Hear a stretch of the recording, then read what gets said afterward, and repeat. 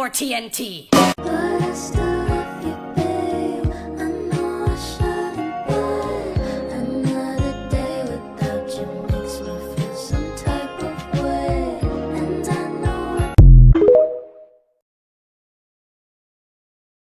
I was able to finish sketching this entire comic page in 40 minutes because I do improv comic making.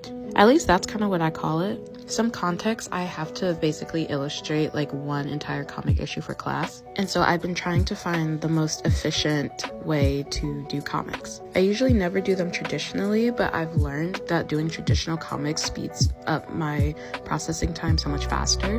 And then also I use pen, so I can't really go back and erase. So whatever I put down, I really have to commit to. That's kind of where the improv part comes in, as well as the dialogue. I did start this comic with an outline of basically like the scenes and like the big things, but the specific dialogue I am doing on the fly, along with like page layouts, set pieces, things like that. I found this works the best for me because I typically overthink like my comics and like my layouts and like, does this page look good enough? But when it comes down to it, the point of the comic is to communicate the story. And if the story is being communicated, then I've done my job. Do keep in mind that this is just the first draft. So if I'm sketching something and I'm doing it with pen and I'm like, oh, that didn't really translate well, or I kind of fucked up on this part, I'm gonna take it into Procreate to do the actual line art, so there's still an opportunity to make edits and small revises. But if you just need to get a comic done and you find yourself paralyzed with the idea of even starting, improv comic making might be for you. It makes the process for me a lot more enjoyable and a lot less tedious. How do y'all, start and finish your comics? How I keep motivation to actually finish my sketchbooks. So firstly, I have this poster of a mildly threatening fish on my wall. That's fun. But a major thing actually is the size of the sketchbook, which is a huge factor because something like this is a lot more entertaining than something like this. As you can see, I also prefer using brighter colors just because I find something like this a lot more boring than something like this. Another way I love keeping sketchbook motivation is challenging myself with quantifiable goals. For example, challenging myself to draw 100 houses or 500 fish. So this way my goals in practice will seem a lot more worth something because there is an endpoint in sight. This is an example of how I improve my art with this technique. Another thing is just to experiment with materials. Personally, I love doing mixed media and it keeps a lot of motivation. Lastly, just draw what you like. No one's really forcing you to draw anything that you don't like. Personally, I love drawing sea creatures and that's like what a lot of my pages are filled with. Okay, bye!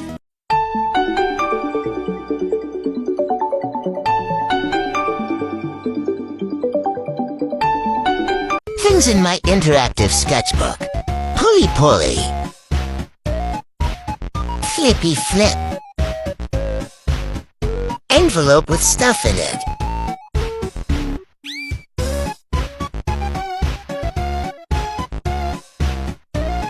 More flippy-flip. Waterfall cards. Pull-outs.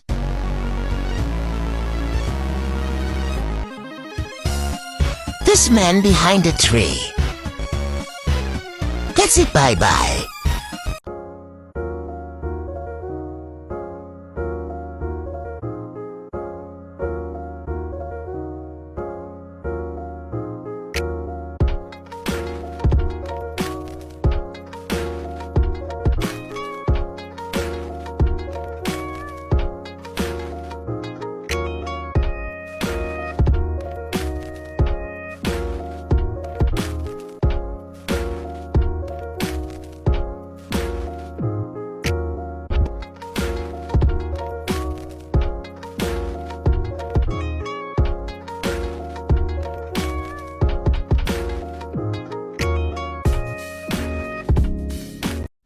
Okay, so I'm currently in the process of starting a comic strip. Like, I don't know if I want to make this into a graphic novel or just like a regular like comic strip. But yeah, these people, like these two cartoons, they're like up in prison or whatever. And like, yeah, I'm gonna keep y'all up.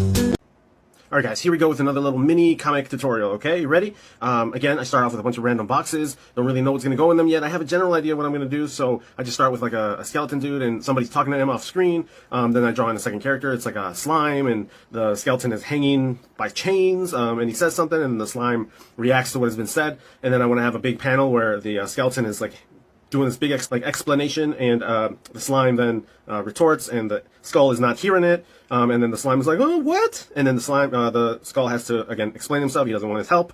And throughout this entire thing, I don't know exactly what the words are going to be, but I've got a basic idea of what I'm going to do. And when I'm writing these words in, they're very, like, concise ideas, so that later on, when I'm ready to draw an entire comic out, I can still do that, and I can make it, you know, more thought out. This is just a basic idea. And that's what a sketchbook is for. Just basic ideas. They don't have to be like, you know, like gallery-worthy things. Remember that, okay? It's coming now! It's coming now! It's coming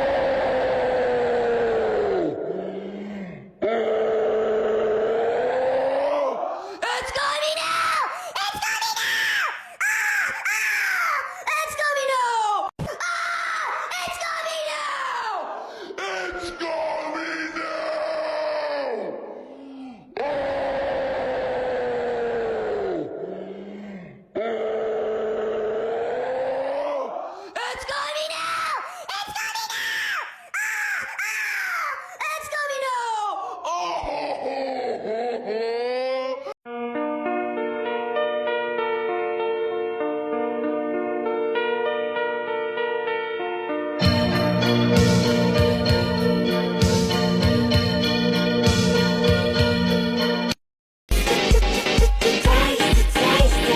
Burgerlicious dip, burgerlicious dip, burgerlicious dip. All that dip. Burgerlicious definition make them boys go crazy.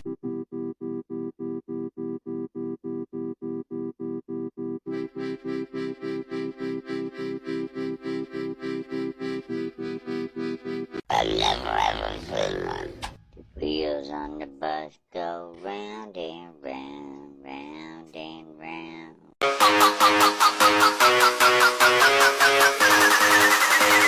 give him that hawk and spit on that thing.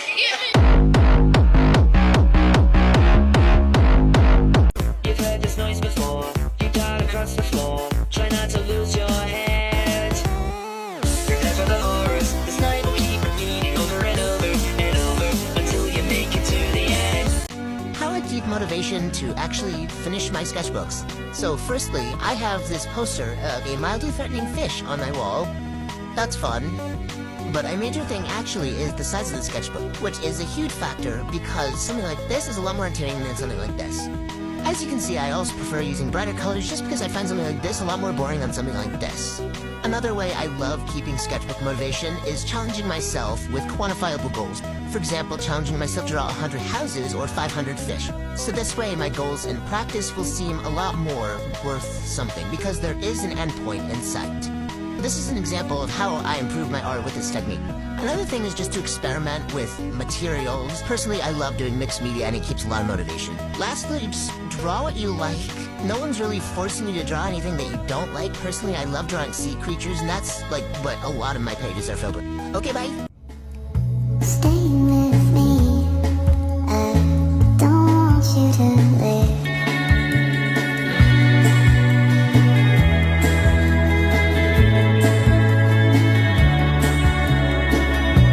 She is frequently kind and she's suddenly cruel. But she can do as she pleases, she's nobody's fool. I just found an old sketchbook that I think I used for a lot of my YouTube art tutorials, so let's go through it. First we have a very interesting iris. I mean, I feel like I tried to do something with all these little teardrop looking things, but it did not work. A for effort though. Now we have yet another eye. I mean, I suppose everyone as an artist kind of goes through this phase. Now we have a very unfinished looking abstract piece, I guess.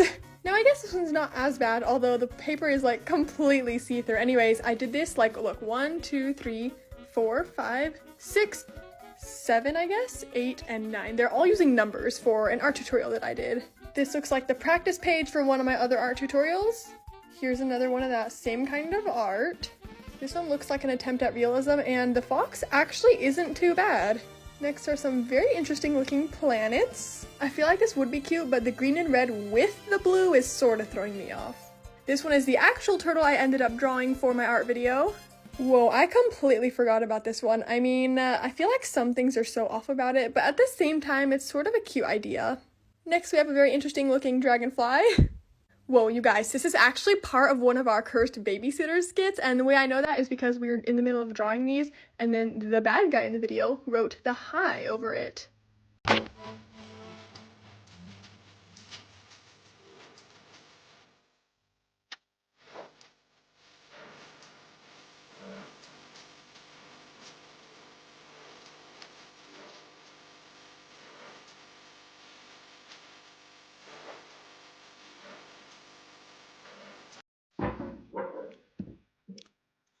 Very good.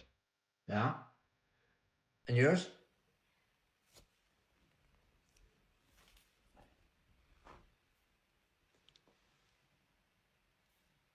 You did that? Yeah, just this morning. Fuck off. What? You did not paint that this morning. Yes, I did. You did not paint that this morning. I did. I don't believe you. You drew the pineapple. My pineapple is shit. Well, it just needs a bit of shading. Oh, shut up. How to make interactive stuff art. Pull up frame. First draw what you want. Then draw a frame around it. Now cut out where I'm showing you. Make sure to keep the top connected. Then cut out around the frame. Cut out a skinny piece of paper that's a bit taller than the frame. Fold the drawing in towards itself.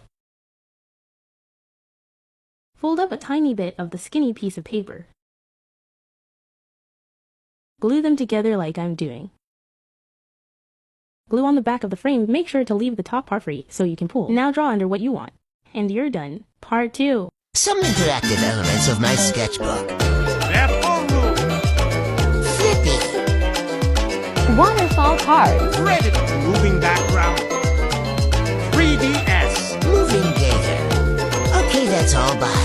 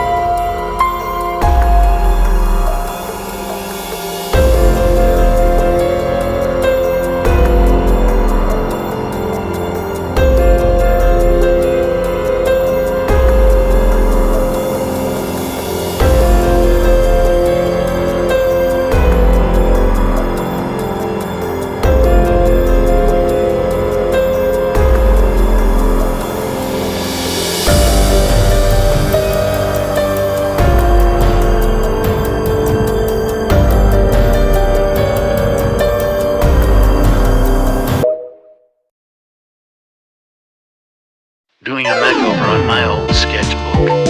Wrote 2020. Oh no. Oh no. Oh no. Peel.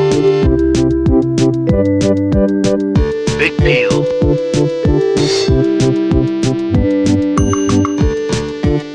I'll have to do a part 2.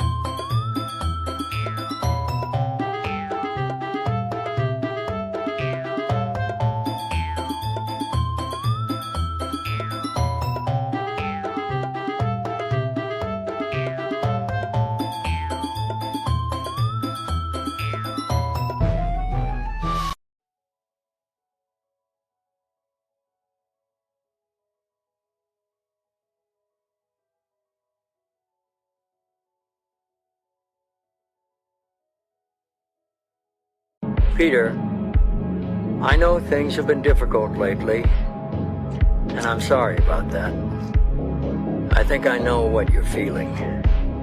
Ever since you were a little boy, you've been living with so many unresolved things. Those things send us down the road. They make us who we are. And if anyone's destined for greatness, it's you, son. You owe the world your gifts. You're my hero.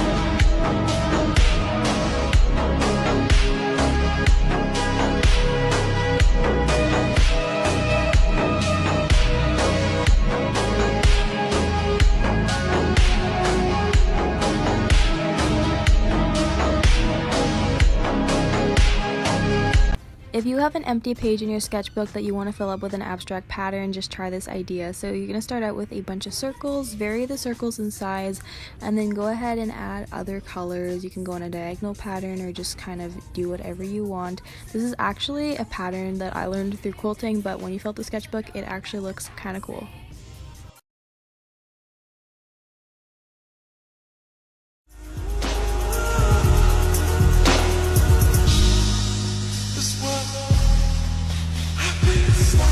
Buy one for every computer you use. Anything else is like going to the store, taking the disc and walking out the door. It's called thieving, stealing, taking what not yours. That's thieving, stealing, taking what not yours, taking what not yours, taking what not yours. That's